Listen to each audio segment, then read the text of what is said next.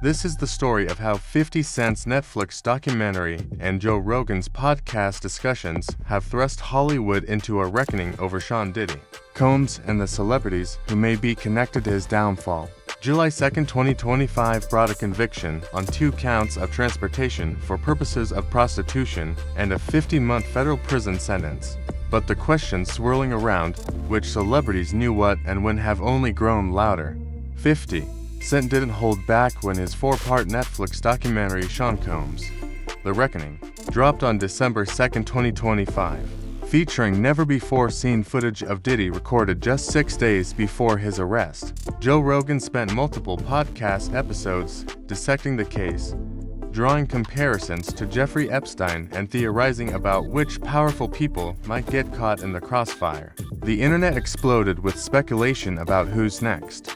But separating fact from fiction has become nearly impossible.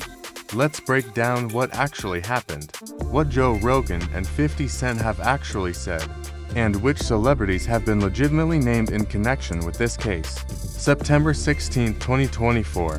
Federal agents arrested Sean Diddy Combs at a Manhattan hotel. The indictment hit him with racketeering conspiracy, sex trafficking by force, fraud, or coercion, and transportation to engage in prostitution, with allegations dating back to 2008 and painting a disturbing picture of what prosecutors called freak-offs, elaborate sex performances that Combs allegedly arranged, directed, and electronically recorded. May 12, 2025 marked the start of trial. Cassie Ventura, who dated Combs for roughly a decade, testified for 4 days during the first week while 9 months pregnant, and her testimony devastated the courtroom. A 2016 incident captured on hotel security footage showed Combs kicking, punching, and knocking her to the ground, while another victim testifying under the pseudonym Jane alleged that Combs beat her for hours in June 2024 after she called him a pedophile for dating someone 25 years younger. The jury deliberated for 13 hours across 3 days before delivering a split verdict on July 2nd. Acquittal came on the racketeering conspiracy and sex trafficking charges, the most serious counts, but to convictions for violating the Mann Act stuck. Transporting people for purposes of prostitution. Prosecutors wanted 11 years and 3 months minimum, while Diddy's defense team requested 14 months, essentially time served. Judge R. Subramanian handed down 50 months on October 3rd, 4 years and 2 months, plus a $500,000 fine and 5 years of supervised release. One juror told reporters afterward, "I think he got off easy. I'm surprised the judge was that lenient. 10 years would have been more appropriate." Cassie Ventura expressed disappointment over the acquittal on the more serious charges, and wrote in a sentencing letter that testifying was the most traumatic and horrifying chapter in my life, adding she still has nightmares and flashbacks on a regular basis. Public trolling of Diddy by 50 Cent goes back years. A 2006 track alleged Diddy knew who was responsible for Notorious B.I.G.'s death, with lyrics saying who shot Biggie Smalls. "We don't get him. They gon' kill us all. Man Puffy know who hit that N.I****A. During his 2023 final lap tour, he mocked Reputation for hugging people from both the front and back, saying, "I'm just saying this ain't my kind of party. It's uncomfortable." When federal agents raided Diddy's Los Angeles and Miami properties on March 25, 2024, 50 Cent posted on social media that now it's not Diddy do it, it's Diddy done. They don't come like that unless they got a case. The documentary took things to another level.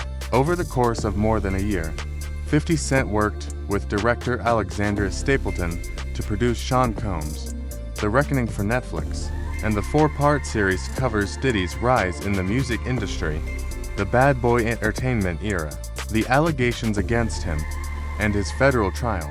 Episode 4 features interviews with 2 jurors, and the documentary includes 13 months of footage from producer Rodney Lil Rod Jones, who worked with Combs. Never-before-seen footage of Combs in a hotel room in early September 2024, just 6 days before his arrest. became the most controversial element. Diddy's shown discussing legal strategy with attorneys and making public relations decisions, intimate and private, and his team was furious.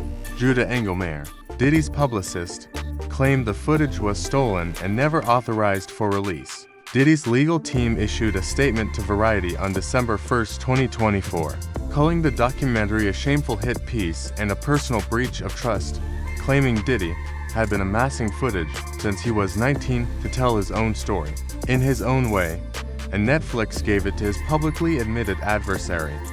Netflix fired back immediately with a statement that the footage of Combs leading up to his indictment and arrest were legally obtained. 50 Cent declined to reveal how he obtained the footage, telling NBC News the source was confidential. That same NBC interview revealed 50 Cent's motivation when he explained, "If I didn't say anything, you could assume that all of hip-hop culture is comfortable with his actions. Because no one said anything," he clarified there's no beef with Diddy, just competitive energy typical in hip-hop. What's interesting is that 50 Cent had hired Diddy's sons for his Power franchise, Quincy Brown for Power Book 3, Raising Kanan and Justin, Combs for Power Book 2, Ghost, and he even revealed he'd communicated with one of Diddy's sons about potentially participating in the documentary to show their perspective. Multiple podcast episodes from Joe Rogan have dissected Diddy's case, often drawing comparisons to Jeffrey Epstein and theorizing about which celebrities might be implicated. But here's what matters most. Despite what viral YouTube videos claim, Joe Rogan has never revealed arrest warrants for any celebrities, and that claim is completely false. April 6, 2024 brought comedian Andrew Schulz onto the Joe Rogan Experience to discuss a conspiracy theory that the federal raids on Diddy's homes weren't really about Diddy, but about protecting powerful people. Schulz said, "When the feds rolled up with the Hummers and shit, they were like, it wasn't about Diddy. It was about if there were tapes of powerful people there." And the theory suggested powerful people allegedly called the feds to remove incriminating tapes before they became public. Schulz added that everybody hung with Diddy. That's the other tricky thing. Like, Diddy hung out with everybody, while Rogan mentioned that Prince Harry had hung out with Diddy and suggested Diddy was a good person until midnight, when parties allegedly turned into freak-offs.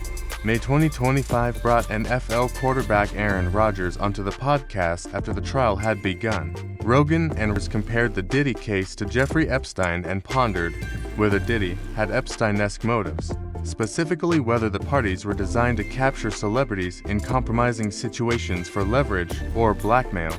Rumors that Jamie Foxx had accused Diddy of poisoning him, supposedly leading to his hospitalization in 2023, also came up on Rogan's podcast. These rumors claim Fox talked about it on stage, but this has never been publicly confirmed and remains unverified. Rogan theorized that Diddy's actions might not have been about sexual orientation, but about power and control, saying, "I bet Diddy is not even gay," suggesting the alleged encounters were a drugged-up power move. But here's what needs to be crystal clear. One viral YouTube video posted October 17, 2024, titled "Joe Rogan Reveals Arrest Warrants for Hollywood Elites Involved with Diddy," racked up over 1.2 million views in under a week with a thumbnail showing Jennifer Lopez in handcuffs. Multiple news outlets, including Sportskeeda and Express Tribune, fact-checked this and confirmed it was completely false. Joe Rogan never revealed any arrest warrants, and the channel that posted it even included a disclaimer stating, "We do not claim any information to be factual or verified." Legitimate questions about the Diddy story have been drowned out by conspiracy theories and fabricated clickbait, and that's the problem. Which celebrities have actually been named in connection with Diddy's case? The answer gets complicated because some names were initially included in lawsuits, then removed when they were proven false. April 1, 2005, brought a lawsuit from a man named Joseph Manzaro claiming he witnessed certain events at a party in 2015. Beyoncé and Jay-Z were named in the original complaint as alleged witnesses at the party. LeBron James was also named with claims He was seen walking by in a white bath towel, and the lawsuit even claimed the party took place at the Star Island mansion owned by Gloria and Emilio Estefan. Everything fell apart within days. Alex Spiro, Jay-Z's attorney, provided evidence proving Jay-Z and Beyoncé were not in Miami at the time, with Jay-Z engaged in easily findable public activities elsewhere, while LeBron James' representative pointed out he was playing basketball for the Cleveland Cavaliers in April 2015 and was never in Miami. The Estefans' representative stated that there were no parties thrown at that property between 2012 and 2019 and provided documentation to support this. Manzaro filed an amended complaint on April 11, 2025, removing Beyoncé, Jay-Z, and LeBron James entirely. Jay-Z faces a separate allegation though. December 2024 brought a civil lawsuit filed by attorney Tony Busby alleging that Jay-Z and Diddy raped a 13-year-old girl at a 2000 MTV Video Music Awards after party. And Jay-Z filed a counter lawsuit claiming the allegations were extortion and a blackmail attempt. That litigation remains ongoing as of December 2024, and while it has raised questions about Beyoncé, who is not named in the lawsuit, nothing has been proven. Another case involves a woman named Ashley Parkham who filed a lawsuit in October 2024, then amended it in March 2025 to add allegations against NFL player Odell Beckham Jr. and comedian Drusky. The amended complaint claims they participated in a gang rape with Combs in 2018, and both men have denied the claims. Being named in a civil lawsuit is not the same as being charged with a crime, and this distinction matters. These are allegations, and in some cases, the allegations have been withdrawn when evidence contradicted them. The internet has obsessed over figuring out which celebrities attended Diddy's infamous parties, but there's a massive distinction getting lost in the noise.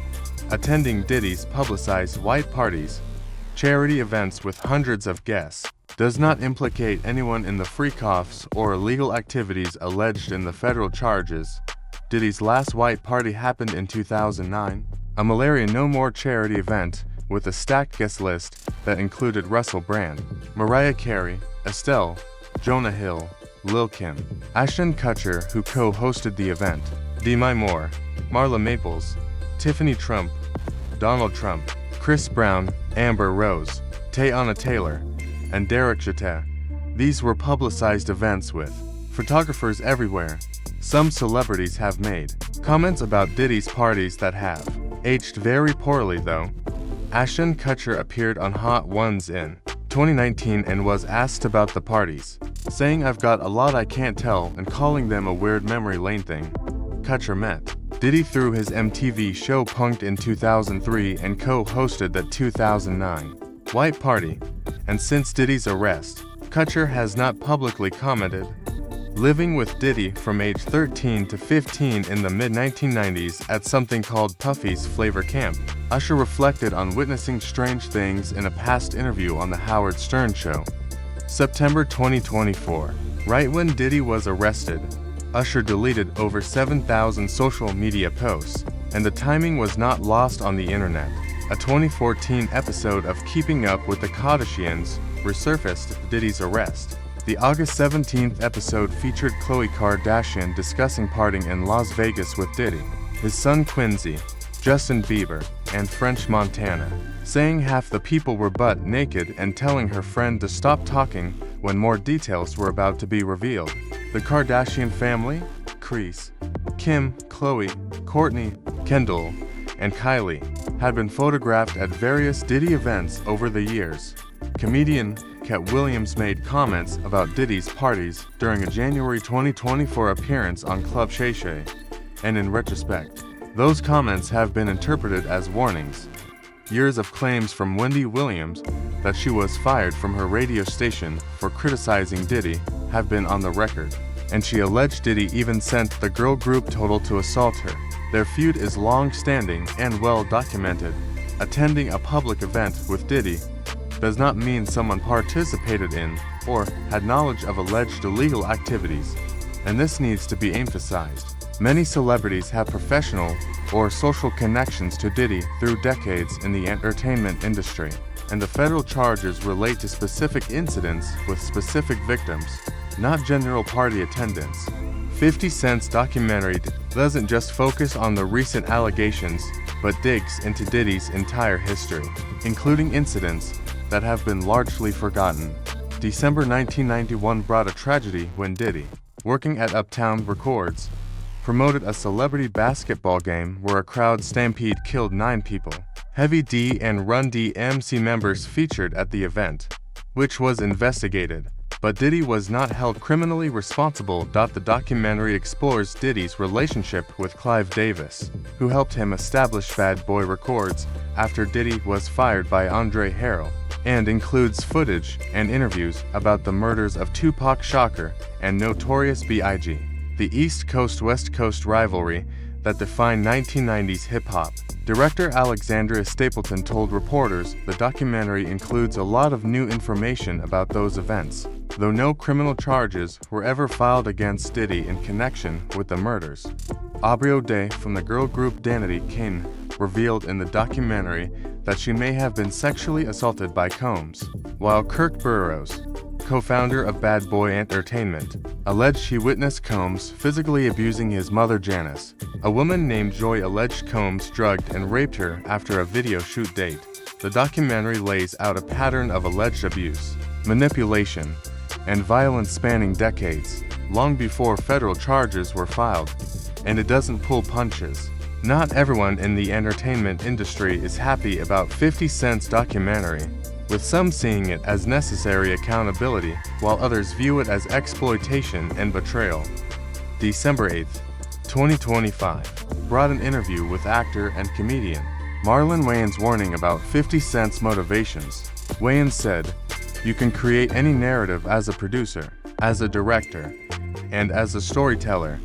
It doesn't mean it's true," and mentioned karma the next day.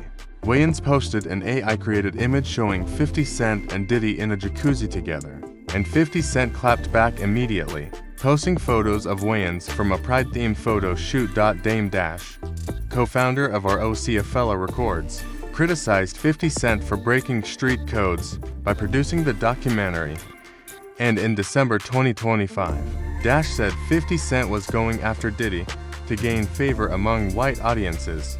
Dash refused to publicly tear down Diddy. This tension reveals a deep divide in hip-hop culture, with some like 50 Cent believing silence equals complicity, while others believe there's a code.